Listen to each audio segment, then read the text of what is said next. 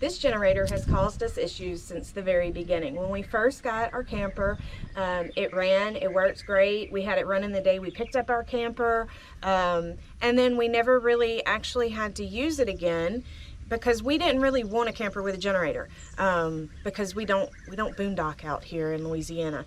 So it's just caused us issues since the beginning. We brought it in when we had some other minor maintenance things to do on the camper, and they said, oh, it's working, and then they couldn't get it to work. So then they changed out the fuel pump and it was working. So great, bring it home, and hurricane comes, we don't have power. Guess what we can't use? The generator. It will not start. So we kind of let it plague us and didn't really worry about it. And then my brother-in-law came for a visit, and I said, hey, while you're here, if you don't mind checking it out, figure out what the heck is wrong with this thing, because we just don't know, and we have this perfectly good generator that does not work, and I would like to get it working before this coming hurricane season. So he found a very, very interesting issue, and so I thought I would share it here because that might be the issue with your generator, and it's kind of wild. So let's go inside and chat about it. So my brother-in-law came, and you can check out his YouTube channel at Snail Racing, and I'll tag him. But he looked at it and he came out. He said, this is the craziest thing. He said, it's not the fuel pump, it's not all that. He said, it's your fuel line.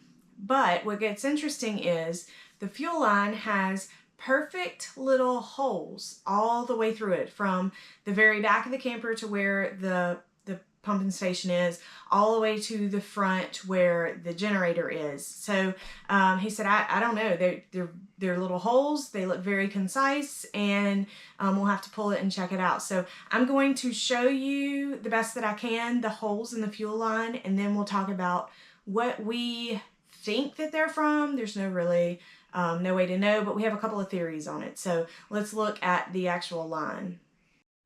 Okay, so these might be a little hard to see. I put chalk around them to kind of help.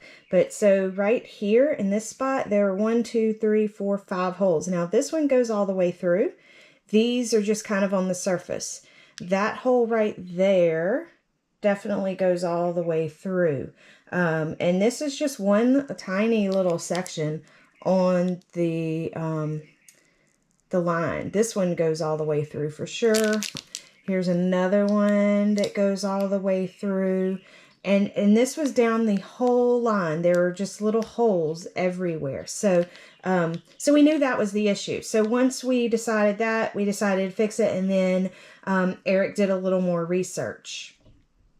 So in his research, Eric found an article in a random forum about these beetles that are attracted to the ethanol in the gas, and so they will basically eat holes in your fuel line to get to it. Now, it's all the way from the back to the front. I don't know, maybe it is the bugs. My husband was kind of wondering initially if it was some manufacturer defect or something like that, but it doesn't seem to be consistent holes, and some go all the way through, some don't. So we did have an infestation of these little things that look like ladybugs, and I did a little video. It's really hard to get good pictures of them, but we were camping one time and they were just everywhere. And okay, I hope you can see these.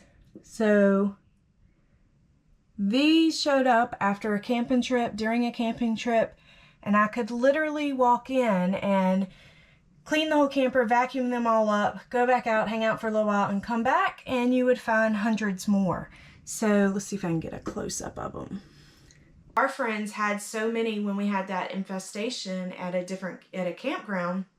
The next time that we went to go on a camping trip, when they went to close their slides in, there were so many of them that it caused his slide to come off track. So whether or not these little guys drilled the holes in our fuel line, I don't know. We replaced the fuel line and the generator works great now. I just thought this was a very interesting issue and cause for our generator to not work. So we got the new fuel line put in, we got it started up, and so we are ready for hurricane season this year. So hopefully if our home loses power, we can all just move into the camper and be comfortable. But I don't know. It was strange. It was an easy fix, which I'm glad for, but our generator is up and going. So let me know if you've had this issue or if you've had something drill holes in your line that kind of caused a similar issue, because this was just very interesting to me. So check out Snell Racing on YouTube. He has a lot of great videos. They don't really focus on RV camping, but it's very interesting, and it's a different twist on a YouTube channel than I have. So check them out, and we very much appreciate Eric figuring out our issue and getting it fixed for us and getting us back going again. So thanks for watching. Hope you liked and subscribed, comment, you know, all that good stuff. So see you out there.